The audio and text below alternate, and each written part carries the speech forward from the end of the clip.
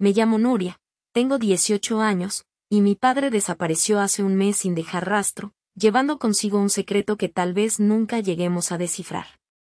Si estás leyendo esto, si esta historia te atrapa tanto como a mí me atormenta, suscríbete y déjame un comentario. Quizás, con tu ayuda, pueda entender qué pasó. Fue un martes.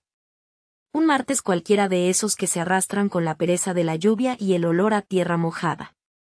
Mi padre, Ernesto, siempre puntual, debería haber llegado a casa a las 6 en punto, como hacía cada día desde que tengo uso de razón. Mamá, Beatriz, había preparado su cena favorita, pollo al horno con patatas. El aroma llenaba la cocina y se mezclaba con el eco de la televisión del salón, donde Adrián, mi hermano menor, de 10 años, devoraba dibujos animados, ajeno a la tensión que poco a poco se instalaba en el aire. A las 7, mamá empezó a morderse el labio. A las 7:30, la sonrisa nerviosa que intentaba mantenerse le deshizo en una mueca de preocupación. Nuria, ¿has visto a tu padre? ¿O te ha llamado? Se está haciendo muy tarde, preguntó, con la voz más aguda de lo normal. Yo negué con la cabeza, el nudo en mi estómago apretándose con cada minuto que pasaba. Ernesto no era de los que se retrasaban sin avisar, era tan predecible como el amanecer. Cuando el reloj marcó las 8 y el plato de pollo se enfrió sobre la mesa, la preocupación se transformó en pánico. Mamá llamó a su móvil una y otra vez, con cada tono de llamada sin respuesta, las esperanzas se desvanecían. No contesta, Nuria. No contesta, sollozó, su voz rompiéndose. Adrián, sintiendo el cambio brusco de ambiente, apagó la televisión y nos miró con sus ojos grandes y curiosos. «¿Papá no va a cenar?», preguntó ingenuamente, y el sonido de su voz inocente hizo que el desasosiego fuera aún más profundo. Fue Beatriz quien encontró la nota. Estaba en la mesita de noche de su lado de la cama, un trozo de papel arrugado, como si hubiera sido escrito a toda prisa. Mis ojos se posaron en la caligrafía familiar de mi padre, pero las palabras eran un enigma, necesito un tiempo. No me busquéis. Todo se aclarará. Al principio, mamá se aferró a la idea de que era una broma, un malentendido. Pero la ausencia del abrigo favorito de Ernesto, el que solía llevar incluso en los días más cálidos, y la falta de su cartera y llaves, nos golpearon con la cruda realidad. Se había ido. Y se había llevado algo indescriptiblemente pesado. Los primeros días fueron una niebla. Llamadas a la policía, que, con una calma exasperante, nos decían que los adultos tienen derecho a desaparecer, que seguramente regresaría. Señora, no es el primer caso de un marido que necesita un respiro, dijo un agente con un tono que casi me hizo echarle a patadas. Mi abuela Aurora intentaba consolar a mi madre, pero Beatriz estaba inconsolable, su mirada perdida en un punto fijo que no existía. Y yo, Nuria, la hermana mayor, me sentía como si el peso del mundo se hubiera posado sobre mis hombros. Tenía que ser fuerte por Adrián, que no paraba de preguntar cuándo volvería papá, y por mamá, que parecía perderse un poco más cada día. La casa se sentía vacía, a pesar de que seguían estando los muebles y los objetos de mi padre. Su colonia aún impregnaba la almohada de su lado de la cama, su libro a medio leer seguía en la mesita.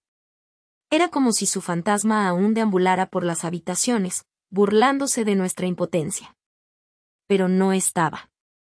Y ese vacío gritaba una historia que nadie nos quería contar, un secreto que Ernesto se había llevado consigo, dejándonos a nosotros su búsqueda como única herencia. La niebla de los primeros días se convirtió en una pesadilla rutinaria. Las llamadas a la policía se hicieron menos frecuentes, las respuestas más mecánicas. Adrián dejó de preguntar por papá, en su lugar se acurrucaba más de lo habitual, como buscando el calor que ya no encontraba. Mamá, Beatriz, se movía por la casa como una sombra, los ojos hundidos. Aurora, mi abuela, era el único ancla, pero incluso ella parecía encogerse un poco cada vez que el silencio de la casa se hacía demasiado ruidoso. Yo, Nuria, me obligaba a mantenerme ocupada. Si me quedaba quieta, el vacío me engullía. Un día, Con la excusa de organizar el estudio de papá, me adentré en ese santuario que antes siempre había estado prohibido. Sus libros, sus papeles, el olor a viejo y a su colonia. Era como entrar a un museo de un hombre que ya no estaba. Mi mirada recorrió los estantes, los cajones cerrados, buscando algo, cualquier cosa que pudiera explicar lo inexplicable. Sabía que la policía ya había revuelto todo, pero ellos buscaban pistas de un crimen, no el eco de un alma perdida. Fue en el fondo de un cajón, bajo unos viejos planos de arquitectura que no recordaba haber visto antes, donde encontré un sobre. No era un sobre cualquiera. Era de un papel grueso, de una textura que evocaba algo antiguo y formal, sin remitente visible, solo el logotipo de lo que parecía un escudo de armas estilizado grabado en relieve. Con manos temblorosas, lo abrí.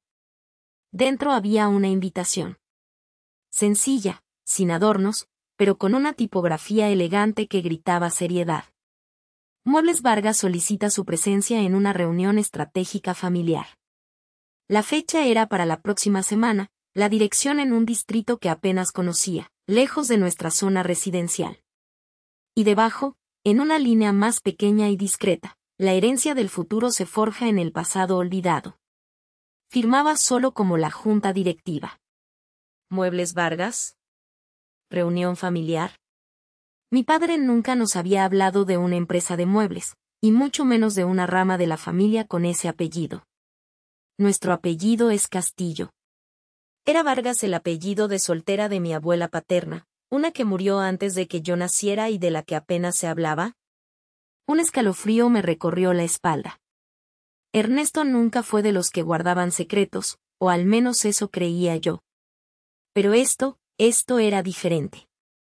La forma en que la invitación estaba escondida, la críptica frase sobre el pasado olvidado. Se lo mostré a mamá.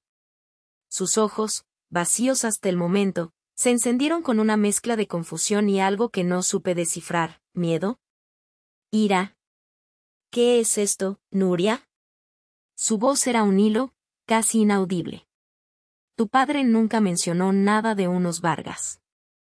Lo sé, mamá. Por eso es raro. Estaba guardado. Debajo de unos planos que no son de esta casa. Aurora, que justo se acercaba con una bandeja de té, se detuvo en seco al ver el sobre en mis manos. Su mirada se fijó en el logo. Un leve temblor recorrió sus manos, derramando unas gotas de té. Los Vargas, murmuró, casi para sí misma, con una expresión que no le había visto nunca. Una mezcla de viejo dolor y un miedo helado. ¿Los conoces, abuela? Pregunté, mi voz más aguda de lo normal. Ella no respondió de inmediato, sus ojos fijos en la invitación como si fuera un presagio. Finalmente, suspiró, un suspiro que pareció venir de muy profundo, cargado de años de silencio. No es una familia de la que tu padre hablara, Nuria. No, no es algo que quisiera recordar. Sentí que habíamos encontrado la primera punta de un iceberg. Un iceberg que quizás no solo había hundido a mi padre, sino que amenazaba con arrastrarnos a nosotros también. Aquella reunión estratégica no sonaba a simple charla de negocios. Sonaba a la desenterración de algo que Ernesto había querido dejar sepultado, quizás a un costo inmenso. El misterio alrededor de la firma Muebles Vargas y el silencio de mi abuela me gritaban que no estábamos ante un simple negocio familiar. Esto era una caja de Pandora, y mi padre se la había llevado con él, dejándonos a nosotros la tarea de abrirla. Y yo sentía una necesidad incontrolable de hacerlo. Abuela, ¿qué sabes? Insistí, mi voz ahora más calmada, pero con una urgencia que no permitía evasivas. Beatriz y Adrián nos miraban con la misma mezcla de confusión y alarma.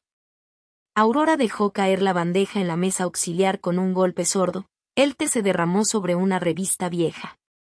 Sus ojos, antes llenos de miedo, se volvieron distantes, como si la invitación la hubiera transportado décadas atrás. Es una historia vieja, Nuria. Muy vieja. Tu padre, él siempre quiso dejarla atrás. Por eso nunca la mencionamos. Hay cosas que es mejor no desenterrar. Algunas heridas nunca cicatrizan del todo, solo se cubren con tierra. ¿Y si alguien las pisa? Pero mi padre no está, interrumpió Adrián, su voz temblaba ligeramente, y esto parece ser la única pista que tenemos. Si estas personas tienen algo que ver con su desaparición. Beatriz, que se había acercado y puesto una mano reconfortante en el hombro de su madre, asintió, aunque su rostro seguía pálido. Mamá, por favor. Necesitamos entender. Nuria tiene razón. Esto no huele a un simple negocio. Aurora cerró los ojos por un instante. Un gesto de cansancio extremo. Los Vargas, repitió, el nombre casi un lamento. Eran complicados. Un imperio cimentado en, bueno, digamos que en más que madera y buen gusto. Había una rama de la familia, los Vargas de los suburbios, como les llamaban.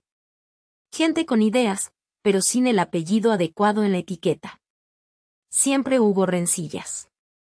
Una ambición que devoraba lo que se ponía por delante. Mi abuela se detuvo, como si las palabras le quemaran en la garganta. La tensión en el aire era palpable. Entendí que no sacaría mucho más de ella en ese momento. Tenía que investigar por mi cuenta. Tranquila, abuela, dije, recogiendo el sobre con cuidado, protegiéndolo como si fuera un mapa del tesoro. O de un campo minado. Yo me encargo. Me dirigí a mi habitación, con el corazón martilleando en el pecho. ¿Los Vargas de los suburbios? ¿Ideas desestimadas? Aquella reunión estratégica tenía que estar ligada a todo esto.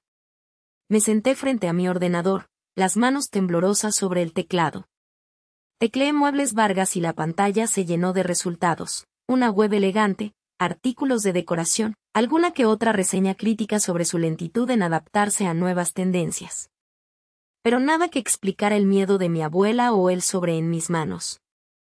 Entonces, con la intuición guiándome, busqué Vargas y diseño de muebles, filtrando por noticias antiguas o perfiles empresariales. Y ahí estaba. No como parte de Muebles Vargas, sino como su antítesis. Una serie de artículos de hace unos 10 años, en revistas económicas y de emprendimiento. El Lara Vargas. Su historia, resumida en párrafos concisos, pintaba un perfil fascinante y perturbador a la vez. Nacida en un barrio obrero, se mencionaba su humilde origen como una especie de epopeya. Empezó con nada, con apenas un puñado de ahorros y un cuaderno lleno de bocetos que, según los artículos, habían sido rechazados sistemáticamente por las grandes casas de diseño de la época, incluida la que llevaba su propio apellido. Había una velada referencia a discrepancias familiares irreconciliables que la llevaron a forjar su propio camino. Su ética de trabajo era legendaria, implacable, visionaria, sin concesiones. Fundó su propia empresa, Diseños Lara, desde un pequeño taller. Las primeras referencias hablaban de una lucha constante, de noches en vela y sacrificios que, se susurraba entre líneas, habían dejado cicatrices no solo en su espíritu, sino en la vida de quienes osaron interponerse en su camino. Había un artículo más reciente que la describía como la dama de hierro del diseño, una mujer que no solo había construido un imperio desde cero, sino que lo había hecho con una precisión casi quirúrgica, eliminando a la competencia uno a uno. Lo que más me heló la sangre fue el final de uno de esos perfiles, fechado apenas hace un año. Diseños Lara ha superado en cuota de mercado y prestigio a muchos de los gigantes que una vez la despreciaron. Curiosamente, Muebles Vargas, la empresa familiar que desestimó sus ideas en su juventud, sigue sin reconocer la amenaza, aferrados a su legado y su ceguera ante el verdadero panorama competitivo. Un escalofrío me recorrió la espalda. Si esto era cierto, no solo mi padre había desenterrado un viejo fantasma, sino que ese fantasma se había convertido en un depredador silencioso. El Lara Vargas. Un nombre que sonaba a venganza susurrada, a una tormenta que Muebles Vargas aún no veía venir. ¿Y mi padre? ¿Qué papel jugaba en esta silenciosa guerra? La invitación a la reunión estratégica cobraba un significado mucho más oscuro. Aquello no era una simple conversación de negocios, era una convocatoria a un campo de batalla donde se dirimían viejas cuentas, y Ernesto, por alguna razón que se me escapaba, había quedado atrapado justo en el centro. Sentí que el aire se volvía más denso, cargado de secretos que la familia Vargas había guardado celosamente, secretos que ahora, con la desaparición de mi padre, comenzaban a filtrarse, amenazando con ahogarnos a todos. El aire era denso, sí. Tan denso que sentía que cada respiración me acercaba a alguna verdad incómoda, a algún esqueleto que la familia Vargas había mantenido encerrado en su armario, cubierto con el polvo de años de complacencia. El Lara Vargas. Muebles Vargas. La conexión era innegable, la ironía cruel. Mi padre, Ernesto, el hombre siempre tan meticuloso, tan previsor en todo lo demás, ¿cómo había terminado en medio de esta silenciosa vendetta? Mi mente regresó, casi por inercia, a las pocas veces que Muebles Vargas había sido un tema de conversación en casa. Nunca eran charlas extensas, más bien menciones fugaces, teñidas de un respeto casi reverencial por parte de la abuela Aurora, pero de una notable incomodidad por parte de mi madre, Beatriz. Para la abuela, Muebles Vargas había sido, durante décadas, sinónimo de solidez, de tradición, de una época dorada en la industria del mueble patrio.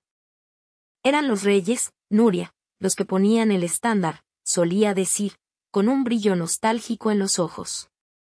Pero ese brillo se había desvanecido con los años, y sus últimas frases al respecto siempre terminaban con un suspiro y un es una lástima lo que ha pasado con ellos.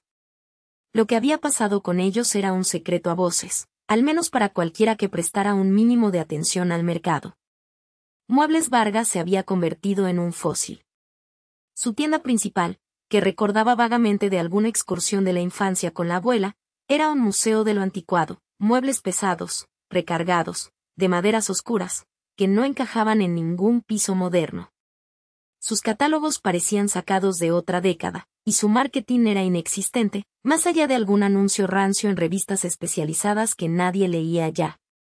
La dirección de la empresa era otro cantar, uno desafinado y monótono. La abuela había mencionado en alguna ocasión a la junta de tíos y primos, una colección de personajes con más abolengo que visión. Se aferran a la tradición como a un salvavidas, pero lo que no entienden es que el barco ya se hundió, murmuró una vez la abuela, con un tono que dejaba entrever que la frustración no era solo mía. El cambio les aterrorizaba. Cualquier nueva idea, cualquier intento de modernizar la marca o de explorar diferentes líneas de muebles, era recibido con una mezcla de desdén y miedo, casi como si creyeran que la innovación era una enfermedad. Siempre preferían la inercia, la falsa seguridad de lo conocido, incluso si eso significaba un lento pero imparable declive. Recordaba una cena de Nochebuena hace unos años, cuando Ernesto, mi padre, había intentado, con su optimismo habitual, sugerir algunas estrategias de negocio que había aprendido en uno de sus cursos. Habéis visto cómo Diseños El Lara está comiéndose el mercado, ¿no? Su apuesta por el minimalismo, lo funcional, había empezado, pero fue cortado bruscamente por alguno de esos tíos. La risa condescendiente en la mesa, las miradas de lástima hacia mi padre, como si fuera un ingenuo, Ernesto, muchacho, esos son modas pasajeras. Aquí lo que vende es la solidez, la herencia. Nadie quiere muebles de cartón. La conversación murió allí. Mi padre se encogió de hombros, con un aire de resignación que solía preceder a una de sus desapariciones temporales para enfrascarse en sus libros o gráficos. Pero no era resignación cualquiera, era una mezcla de decepción y algo más, como si le doliera ver cómo aquel gigante, al que a su manera parecía admirar, se desmoronaba por dentro, pieza a pieza. Y ahora, Ernesto estaba desaparecido. Y el Lara Vargas, la dama de hierro del diseño, la que había sido despreciada por Muebles Vargas en su juventud, se había convertido en la depredadora silenciosa que, sin pestañear, estaba lista para recoger los pedazos. ¿Era esa la reunión estratégica a la que mi padre había sido convocado? ¿Un ajuste de cuentas? ¿Y qué papel jugaba Ernesto en todo esto? La idea de que mi padre, con su naturaleza reservada y su aversión al conflicto abierto, pudiera estar envuelto en una guerra de este calibre me parecía absurda. Pero los hechos estaban ahí, innegables. Se había metido en el centro de una tormenta, una que no era de su creación, pero de la que, al parecer, no podía escapar.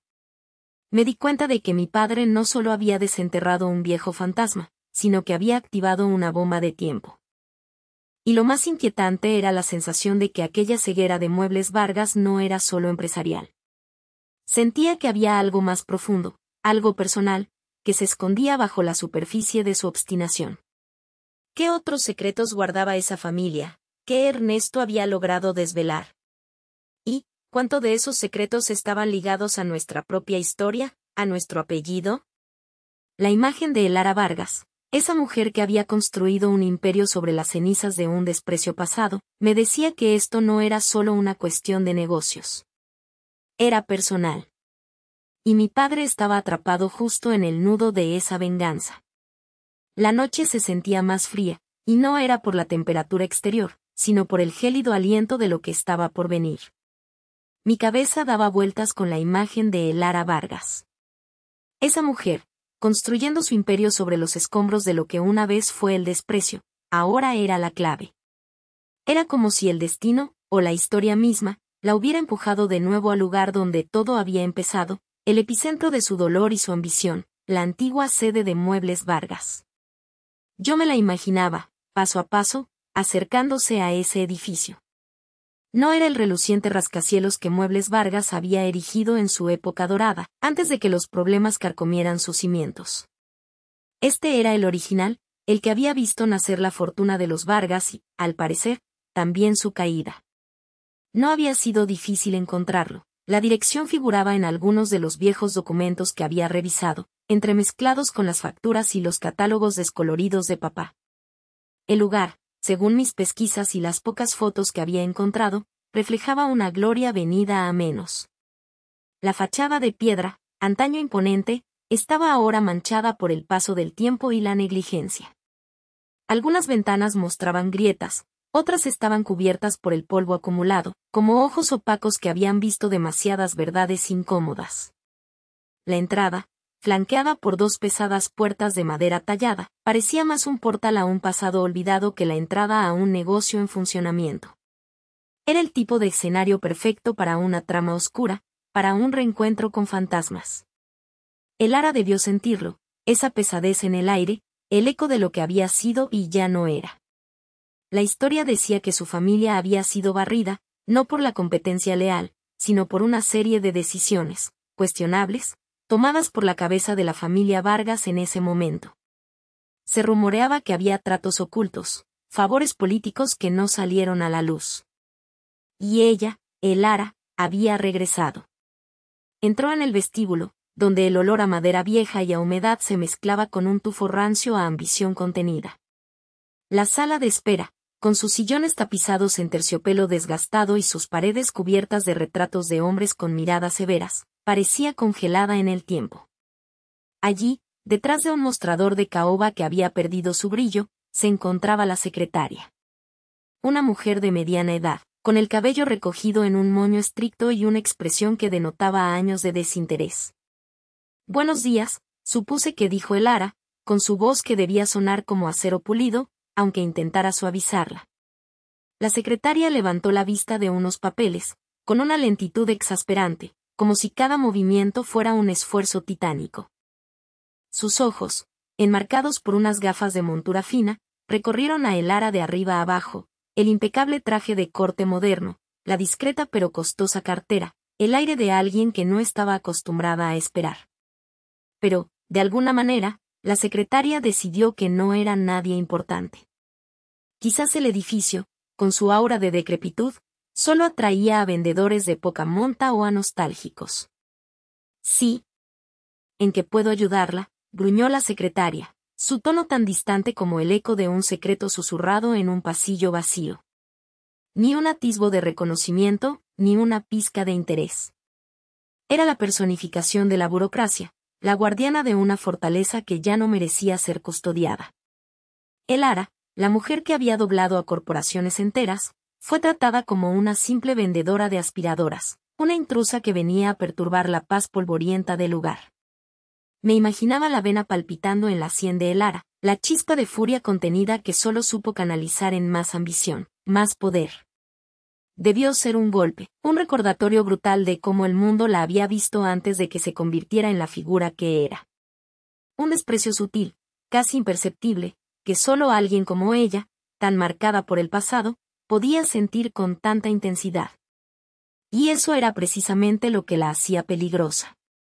La rabia silenciosa, esa que no se grita sino que se acumula, transformándose en una fuerza implacable. ¿Qué otros secretos guardaba ese edificio, además del olvido de su fundadora? ¿Qué otras humillaciones se habían cosido en sus paredes, esperando este momento para explotar? Había un abismo de resentimiento bajo la superficie, y mi padre, de alguna manera, lo había destapado. La reunión estratégica. Sí, claro. Estratégica para Elara, que había vuelto para saldar todas sus cuentas. Y este recibimiento gélido, era solo la primera gota de una tormenta que prometía ser devastadora. No solo para Muebles Vargas, sino, me temía, para cualquiera que se interpusiera en su camino. La recepción, con su grandeza oxidada, apenas disimulaba la indiferencia. Elara, la mujer de acero, fue tratada como una llamada de telemarketing que cuelga sin pensar. Podía imaginar su mandíbula apretada, los ojos oscuros registrando cada detalle del desprecio. La joven de la mesa, con su sonrisa condescendiente, le indicó la dirección de su asiento, con un gesto vago. No hubo un asistente que la guiara, ni un salón de espera. Elara, a la deriva, siguió indicaciones murmuradas que apenas se distinguían del aire acondicionado. Los pasillos de Muebles Vargas, antaño hervidero de ambición, ahora eran un laberinto silencioso. Alfombras desgastadas amortiguaban los pasos, cuadros antiguos de fundadores juzgaban el declive. Cada centímetro exudaba olor a madera vieja y promesas rotas. Elara no solo caminaba hacia una reunión, retrocedía en el tiempo, pisando el mismo suelo de sus pasadas humillaciones, antes de forjar su imperio. La sala de reuniones auxiliar resultó un eufemismo cruel. Era un cuarto de almacenamiento mal disimulado, el lugar donde se amontonan los olvidos. Luces parpadeantes, polvo suspendido, y un olor a cartón viejo y tejidos descoloridos inundaban el aire. Cajas apiladas sin orden mostraban etiquetas de colecciones pasadas. Muestras de tela descoloridas colgaban de percheros improvisados. En el centro, una pequeña mesa coja y dos sillas de oficina que no hacían juego, una rota, la otra con una mancha sospechosa. Un castigo sutil, calculado al milímetro. Quien lo orquestó, sabía doler. Elara no solo sentiría el descuido, sino la cruda verdad. Para Muebles Vargas, ella seguía siendo una pieza insignificante, relegada al trastero de la historia. La dejaron sola, el toque final. La puerta se cerró con un clic, y el silencio se hizo pesado, roto solo por el zumbido de las luces. Me la imaginaba de pie allí, no dándole espalda, sino absorbiendo cada detalle del desorden. Respirando hondo, sin una expresión de rabia, solo la calma gélida que precede a un huracán. Una humillación que no se grita, sino que se internaliza, se transforma en combustible. Me preguntaba si mi padre conoció la brutalidad tras el telón de terciopelo de Muebles Vargas. Si presenció, o fue parte, de esas vejaciones silenciosas. La empresa no solo fabricaba muebles, sino resentimientos. Y ese trastero, el epicentro de un dolor antiguo, donde se guardaban los fantasmas de quienes fueron descartados. ¿Cuántos sueños se asfixiaron en ese aire viciado? ¿Cuántas promesas se desvanecieron entre esas cajas? Elara no estaba allí solo para una reunión, estaba allí para desenterrar algo más oscuro, un secreto que el edificio se negaba a soltar, y que mi padre, sin saberlo, había prometido proteger o desvelar. En ese polvoriento trastero, Elara tenía todo el tiempo para recordar por qué había regresado. Me la imaginaba allí, inmóvil, dejando que el polvo se asentara y que el silencio se rompiera de la única forma posible, con el eco distante de las voces. La pared era fina, construida más para ocultar que para aislar sonidos, un detalle que Elara, con su agudeza, no tardaría en explotar. Al principio, serían murmullos indistinguibles, un zumbido constante que solo la paciencia de un cazador sabría desglosar. Pero la humillación tenía sus ventajas, el tiempo. Y el Lara tenía todo el que necesitaba. Poco a poco, las palabras empezaron a formar patrones, a cobrar sentido. Alguien, una voz más grave, elevó el tono. Crisis de liquidez. El Lara no solo lo escucharía, Nuria pensó, sino que sentiría el peso de cada sílaba. Esa frase, un latigazo financiero, debía ser música para sus oídos de depredadora. No era una sorpresa.